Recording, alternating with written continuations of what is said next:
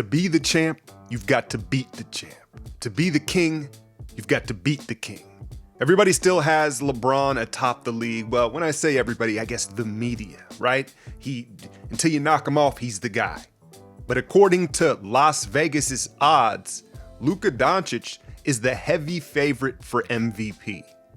Well, I got a sleeper pick for you.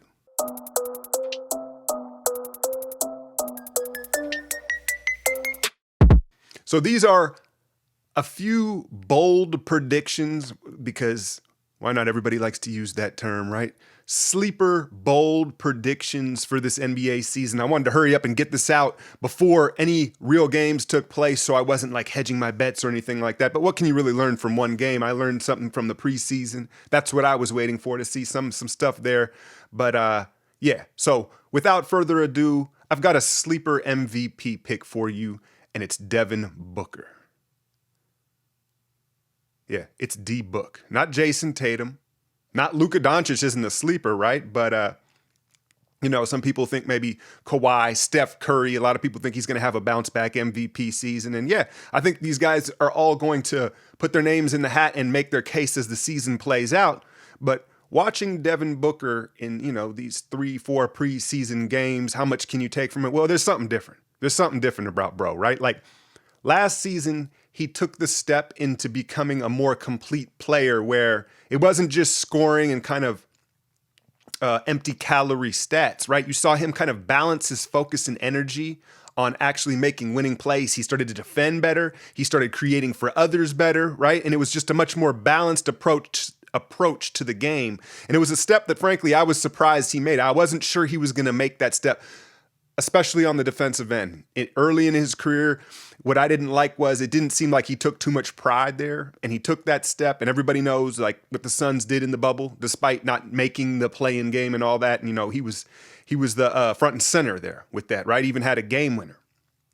Now they bring in Chris Paul, but I'm watching this dude in preseason, and I'm watching him in the mid-range game, and I'm watching how he's getting his buckets, and it looks like he's taken that step into becoming an elite scorer.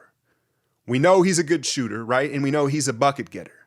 But now, to me, it appears like it's not about if he's going to get a bucket. It's how you want it, right? It's how you want it. It's reaching that Kobe, that Durant level of scoring where he's going to give you buckets regardless. Now he's dissecting you with angles, footwork, and using this a little bit more. He's not just relying on his talent.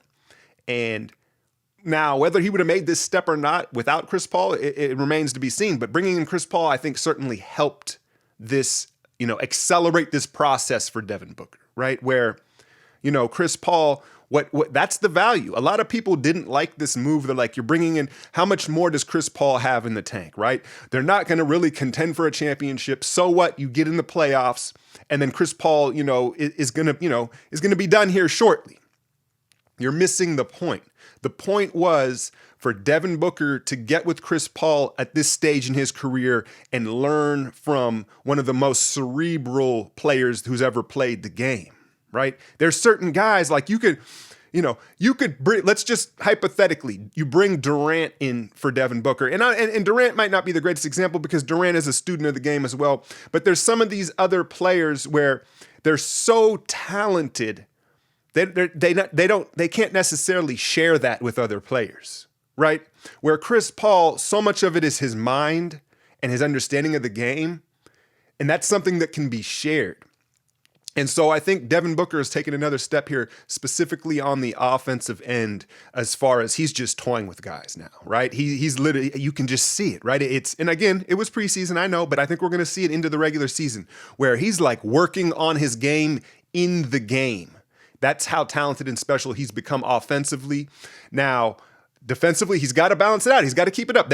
A lot of things have to come together in order for him to have an MVP campaign. Mainly, they've got to be top 4 in the West, and that might be a stretch. That they're going to have to remain healthy, right? Chris Paul's going to have to be healthy. DeAndre Ayton is going to have to take another step. And you also may say, well, Chris Paul is going to steal some of Booker's narrative because we know at this point, a lot of the MVP award is narrative based. And he's going to say, well, okay, let's say the Suns are 5 or 4 in the West. They brought in Chris Paul, and that's going to be kind of the narrative. And absolutely going to take some of Devin's numbers. It's not going to be a statistical MVP like we've seen with Westbrook and, well, I won't say that about Giannis because they were the best team record-wise as well, right? But we've seen statistical MVPs where the numbers were so impressive that it didn't really matter how much they were winning or what else the narrative was. It was just like, look at these numbers. They're nuts, right? It's not going to be that, right? It's going to be kind of an eye test MVP where the Suns are surprising everybody and all of a sudden they're in the top half of the West and Devin Booker is their best player. And there will be moments, there will be matchups, defensive assignments that he takes on, and moments where he closes games with big shots that stand out and drive his narrative and his push towards an MVP this season. So I'm not saying bet on him, right? The money is not on him, but he's my sleeper pick for MVP or finishing in the top 3, okay, right? Okay, I'm hedging it a little bit, right? But it's a reach. I get it, but I think that look out for Book, man. I think he's taken another step. Shout out Raptor fans, the North, man. They go hard. I think they're one of the stronger fan bases in the NBA, and I respect that. Now, in my last video talking about the first impressions of the rookies, if you noticed, I was talking about like in the top 10. It was the lottery picks. There's a lot of good rookies in this draft, but the Raptor fans were very quick to point out I didn't bring up their guy, Malachi Flynn. Raptor fans would also have you believe that Malachi Flynn is like the second coming of Allen Iverson.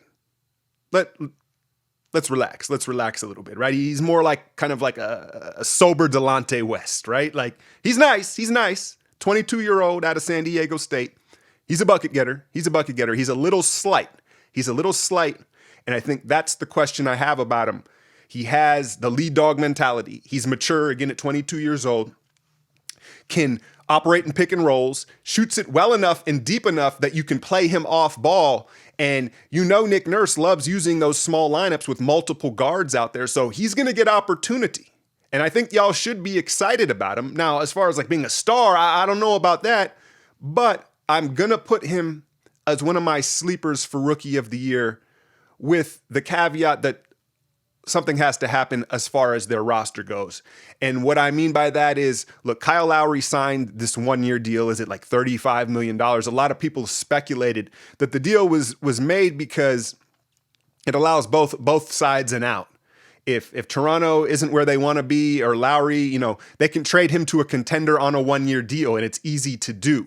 And so if for some reason, Ujiri and Toronto moves Kyle Lowry or he's not very healthy, all of a sudden you're going to see Flynn with a ton of opportunity.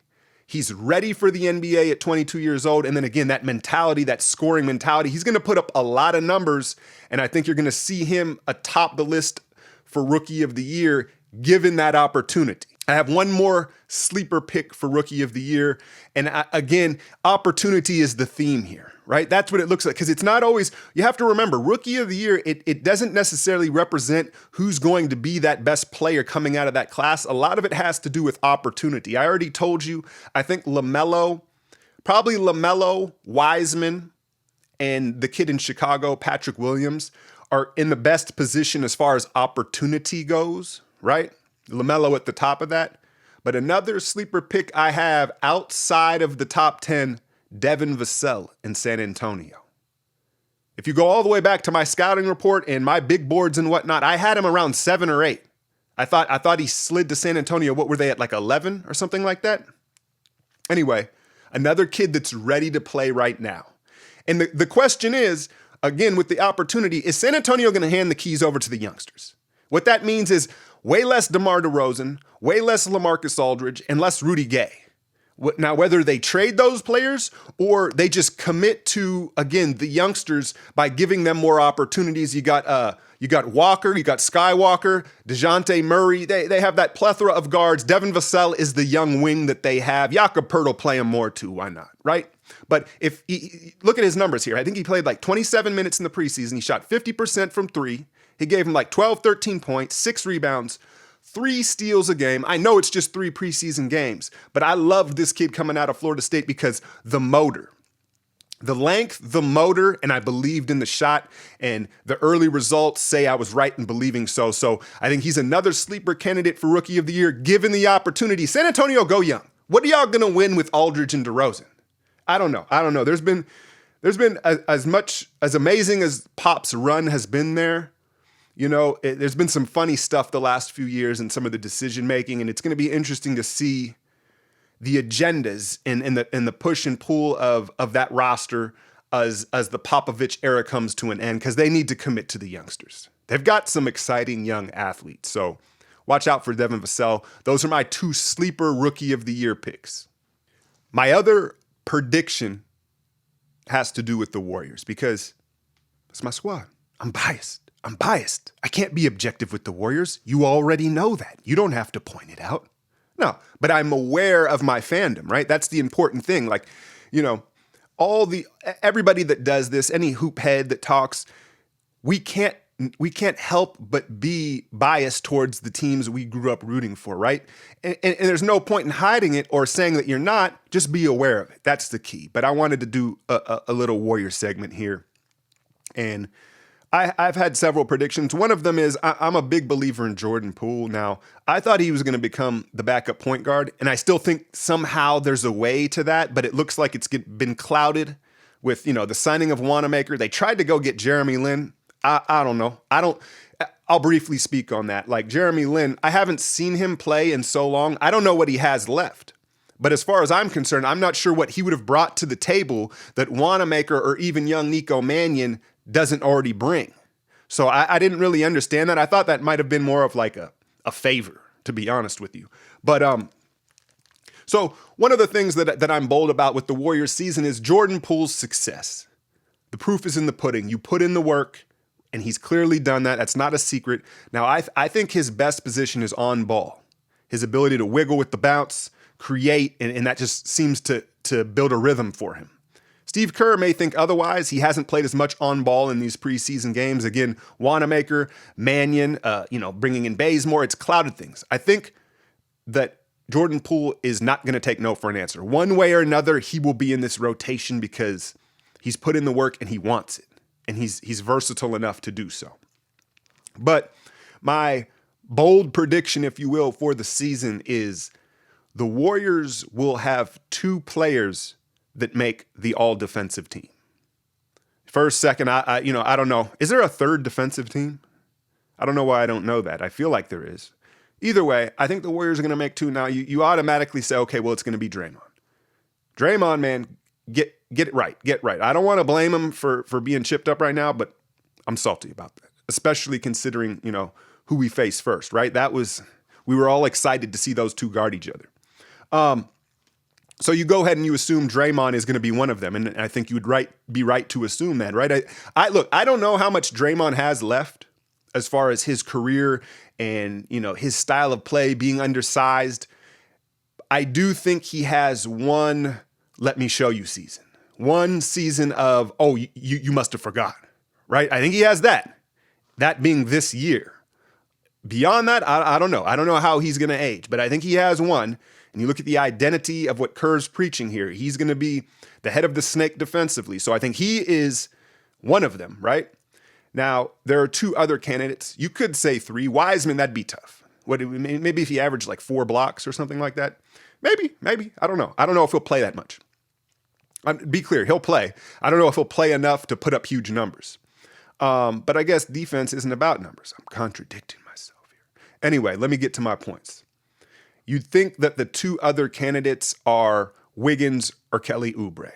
Wolves fans, I know you just spit your coffee all over your keyboard when I said Wiggins defensive team. I know. But look, man, the reality of it is he's going to defend better for the Warriors. It's just what it's like. You run into your ex and you find out she's doing everything that you wanted her to do with somebody else. I get it. You're going to be salty. But I don't think it's going to be Wiggins. I actually think it's going to be Kelly Oubre who ends up getting the acclaim. And much like a lot of these other awards, there is, if you go back and look at the history of these defensive teams, like Klay Thompson never made a defensive team. It's very strange how the media votes for this award. And it's almost like a moment It's a moment and it's like an eye test thing, right? So you don't necessarily need to have big numbers. And here's why I favor Kelly Oubre, right? Because Steve Kerr has assigned him to be the on-ball hawk, meaning he's going to guard Dame. He's going to guard Harden. He's going to guard Kyrie Tuesday night. You can believe that. I'm sure he'll spend some time on Durant too. But he's going to guard the lead ball handlers and the point of attack for the offense that we're facing, that the Warriors are facing, right? So immediately the spotlight's on him. That allows everybody to focus. It's obvious what he's doing. He's picking up full court press. He's harassing a guy. He's creating turnovers, right?